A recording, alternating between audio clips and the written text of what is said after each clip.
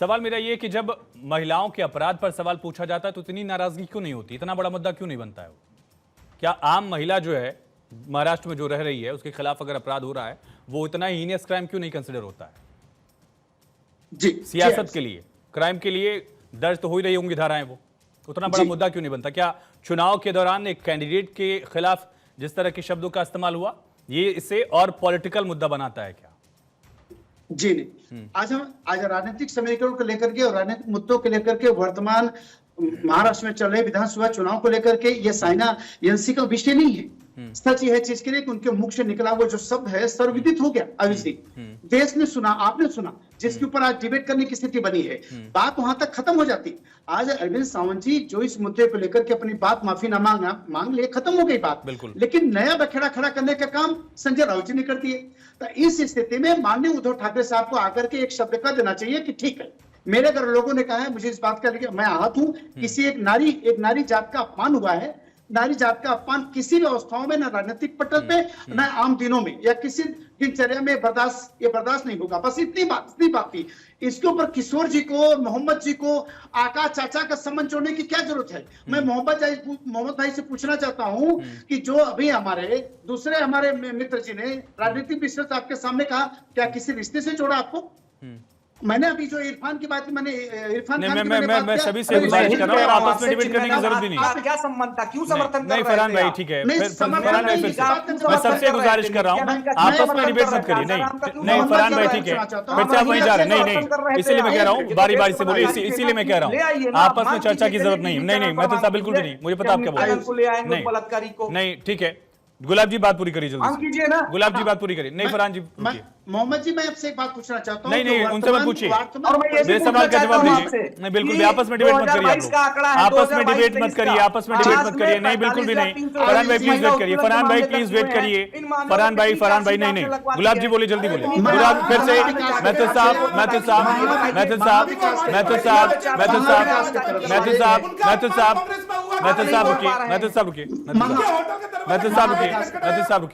साहब रुकिए। गुलाब जी सवाल वही है कि क्या ये उतना बड़ा मुद्दा तब भी बन रहा है जब महाराष्ट्र में महिलाओं के खिलाफ अपराध का आंकड़ा गिनवाया जा रहा है? क्यों नहीं बन रहा? अगर चुनाव में इतना बड़ा मुद्दा है तो क्यों नहीं काउंट किया जा रहा उसे? हाँ, मुद्दा बन नहीं रहा है, मुद्दा बन गया आयुष जी। इसका खामियाजा महाविकास आघाड़ी को फरहान भाई प्लीज वेट करिए। पड़ेगा। बिल्कुल नहीं फरहान भाई नहीं, बिल्कुल फरहान भाई मैं आऊंगा, लेकिन अगर आप बीच में बोलेंगे नहीं आ पाऊंगा। नहीं प्लीज दबा नहीं दी जाती, आप बीच में बोल रहे हैं, कोई आवाज क्लियर नहीं हो रही है। जब दो नॉइस मैच करती है, दो आवाज मैच करती है उसको नॉइस कहते हैं। सुनिए बारी बारी से बोलिए, आप सभी लोग एक साथ बोलेंगे दिक्कत होगी। जैसे अभी सुन रही है निजवा कपूर, जैसे सुन रहे थे गुलाब जी, वैसे ही सुनिए आप लोग भी।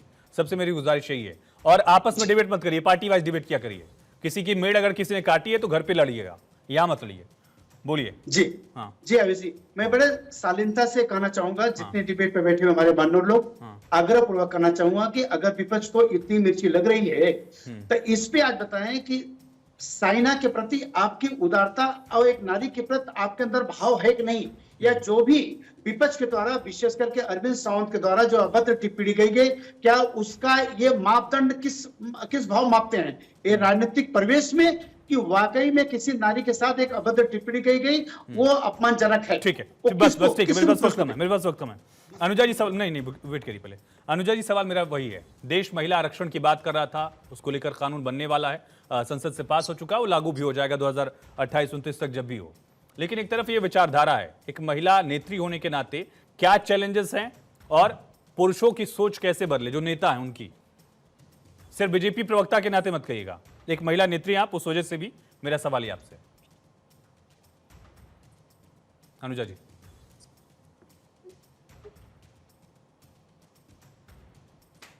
आप मुझे सुनाई नहीं पड़ा क्योंकि मेरे में सिग्नल का इशू था। बताइए जरा दोबारा से। मेरा सवाल यही है कि महिलाओं के लिए वुमेन रिजर्वेशन बिल सियासत का रास्ता इतना टफ क्यों है और कैसे सही होगा, ये कैसे हो सकता है? क्या एक्सपेक्टेशन आपकी है? रास्ता इसलिए नहीं, सियासत का रास्ता इसलिए टफ है क्योंकि कभी औरतों को ना ये माना नहीं जाता कि वो पॉलिटिक्स में आगे आ सकती हैं। लोग ये भूल जाते हैं कि जो घर चला सकती है वो देश चला सकती है, और एक नेता को भी पैदा एक औरत ने ही किया है। और यहाँ पर सबसे बड़ी बात जो सामने बार बार नजर आती है और निकल कर आती है कि लोग ये भूल जाते हैं कि औरतों के ऊपर डेरोगेटरी रिमार्क करने से उनकी इमेज बहुत अच्छी हो जाएगी। ऐसा नहीं है। उन्हें ये समझना होगा कि कहां आप खड़े हैं। आपका पॉलिटिकल रिमार्क एक किसी के इज्जत को कहां तक खराब कर सकता है। और मुझे इस बात का बहुत दुख होता है कि जब एक आदमी बोलने के बाद और जब उस वक्त वो बोल रहा था तो उस वक्त उसने नहीं सोचा कि किसी और की बहन के बारे में इस तरह की बात कही जा रही है, किसी की बीवी है, आप किसी की बेटी है।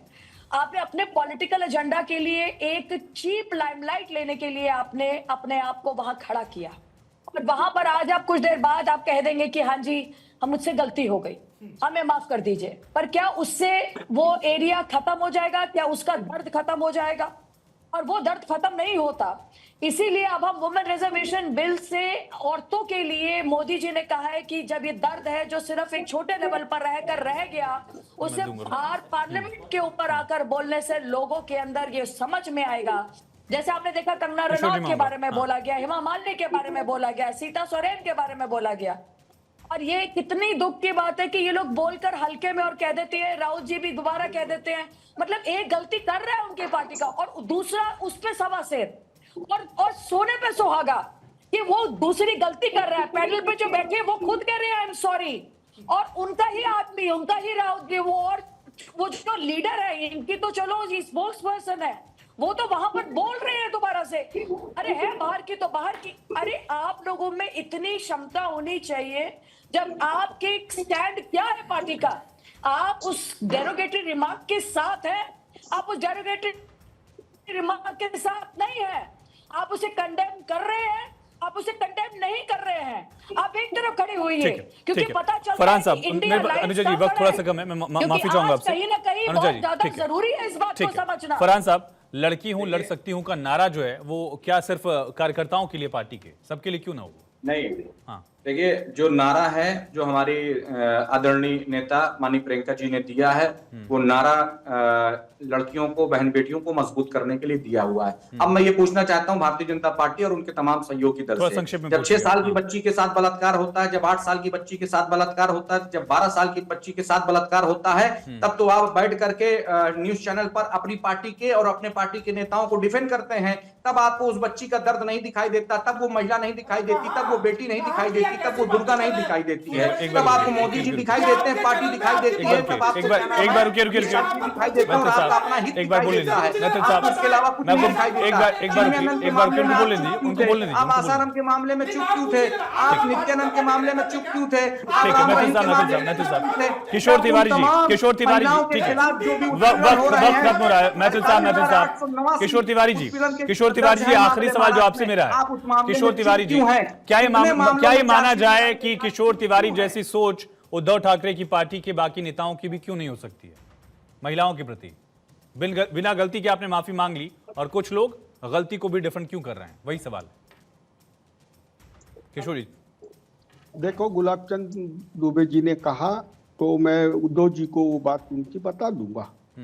दूसरा, अनुजा जी ने भी बोला और आपकी सोच में भी ये निकला कि अभद्र शब्द का वापर नहीं करना चाहिए। तो फ्यूचर में हम लोग गाइडलाइंस इशू करेंगे। अब जो तीर निकल गया तो उसके लिए क्या करेंगे? माफी मांग सकते, रिग्रेट कर सकते, वो कर दिया।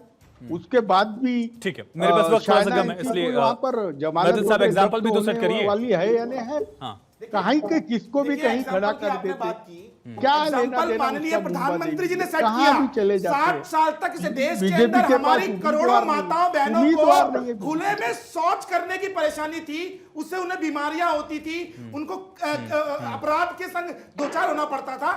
मैं गर्व से कहता हूं कि माननीय प्रधानमंत्री जी ये अंधभक्त को रोकेंगे क्या? मैं बोल रहा हूं को अंधभक्त। चलिए ठीक